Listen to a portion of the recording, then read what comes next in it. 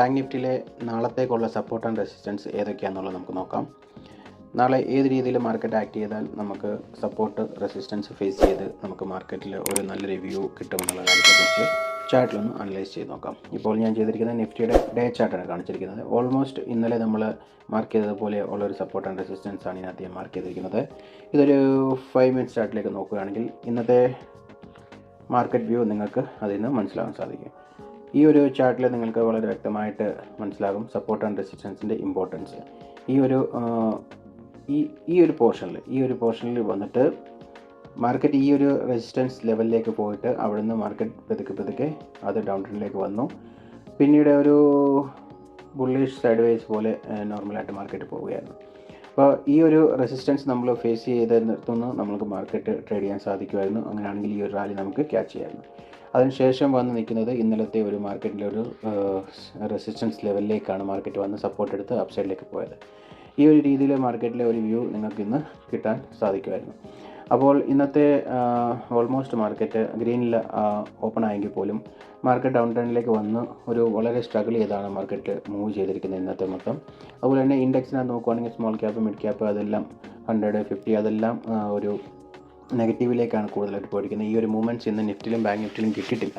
നാളെ അത് ഇതിലേക്ക് വരുവാനായിട്ട് വളരെ സാധ്യത കൂടുതലാണ്. അപ്പോൾ മോർണിംഗ് ടൈമിലെ ഒരു മാർക്കറ്റ് 10 to 15 മിനിറ്റ്സ് വെയിറ്റ് ചെയ്തതിന് ശേഷം വേണം ട്രേഡിലേക്ക് നിങ്ങൾ എത്താൻ. ഇത് ജസ്റ്റ് ഒരു എഡ്യൂക്കേഷൻ പർപ്പസ് വീഡിയോ ആണ്, അല്ലാതെ വേറെ ഒരു റെക്കമെൻഡേഷനും അല്ല. അപ്പോൾ ഇന്ന് ഓൾമോസ്റ്റ് നാളത്തേക്കുള്ള മാർക്കറ്റിലേക്ക് ഉള്ള മൂവ്മെൻറ്റ്സ് മനസ്സിലാക്കാം.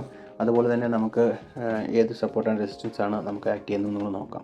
ഞാൻ റെസിസ്റ്റൻസ് ലെവൽ ഇപ്പോഴും ആക്ട് ചെയ്യുന്നതായിട്ട് നോക്കുന്നത് 25,123 ആ റേഞ്ചിലേക്കാണ്.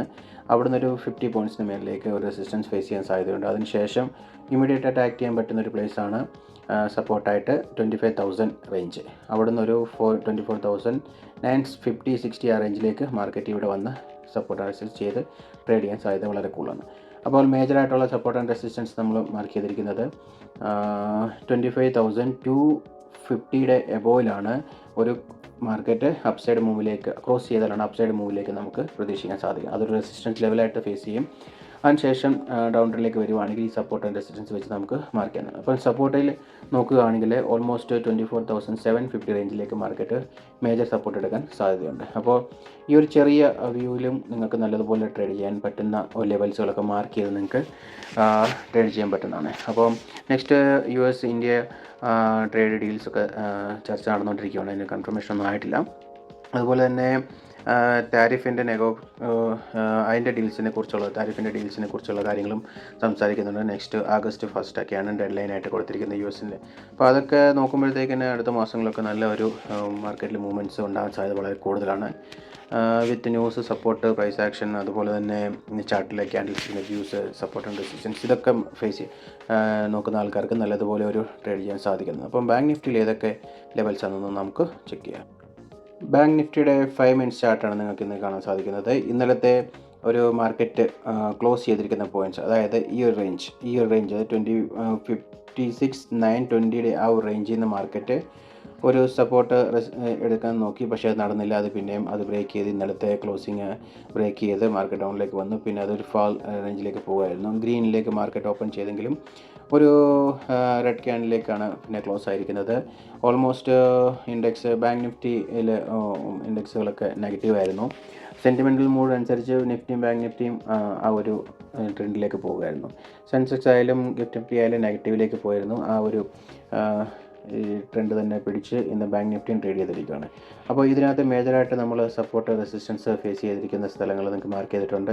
ഇനി നെക്സ്റ്റ് സപ്പോർട്ടായിട്ട് ആക്ട് ചെയ്യാൻ പോകുന്ന ഒരു ലെവലാണ് 56,500 തൊട്ട് 600 വരെ റേഞ്ചുള്ള ഒരു ഇതിലാണ് നിങ്ങൾക്ക് ഈ ഒരു പാർട്ടിലാണ് നിങ്ങൾക്ക് ഇത് ഫേസ് ചെയ്യാൻ സാധ്യത കൂടുതൽ. ഓക്കെ, അപ്പോൾ നിങ്ങൾക്ക് ആ ഒരു ലെവൽ നിങ്ങൾക്ക് സപ്പോർട്ടായിട്ട് ആക്ട് ചെയ്യണം. അപ്പോൾ റെസിസ്റ്റൻ്റായിട്ട് ഫേസ് ചെയ്യുന്നത് ഇമ്മീഡിയറ്റ് ആയിട്ട് ചെയ്യുന്നത് 56,850 റേഞ്ചുമായിട്ടാണ്. അതിനുശേഷം ബ്രേക്ക് ചെയ്യുകയാണെങ്കിൽ പിന്നെ ഒരു റെസിസ്റ്റൻസ് ഫേസ് ചെയ്യുക 57,250 ആ റേഞ്ചിലേക്കുള്ള ഒരു ലെവലാണ് ഇത് ഫേസ് ചെയ്യാൻ സാധ്യത. അപ്പം ആ ഒരു കൺസെപ്റ്റിൽ നിങ്ങൾക്ക് ട്രേഡ് ചെയ്യാൻ സാധിക്കുന്നതാണ്. ഓക്കെ, അപ്പം ഈ ഒരു ട്രെൻഡ് വെച്ച് നോക്കുകയാണെങ്കിൽ ഒരു ബിയറിഷ് ലുക്കിലാണ് മാർക്കറ്റ് വന്നുകൊണ്ടേയിരിക്കുന്നത്.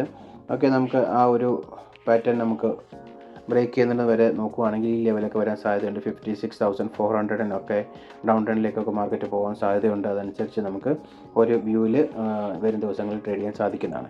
അപ്പോൾ ഈ ഒരു സിമ്പിൾ സെറ്റപ്പിലാണ് മാർക്കറ്റിൻ്റെ നാളത്തെ ഒരു വ്യൂ പോയിൻ്റ് ഞാൻ മാർക്ക് ചെയ്തിരിക്കുന്നത്. നിങ്ങൾക്ക് തീർച്ചയായിട്ടും ഈ ഒരു ലെവൽസൊക്കെ നോക്കിയതിന് ശേഷം ചാനലിൽ സപ്പോർട്ട് ചെയ്യുക, ലൈക്ക് ചെയ്യുക. കാരണം ഇതുപോലത്തെ വീഡിയോസ് നിങ്ങൾക്ക് പിന്നീട് കിട്ടാൻ വേണ്ടി.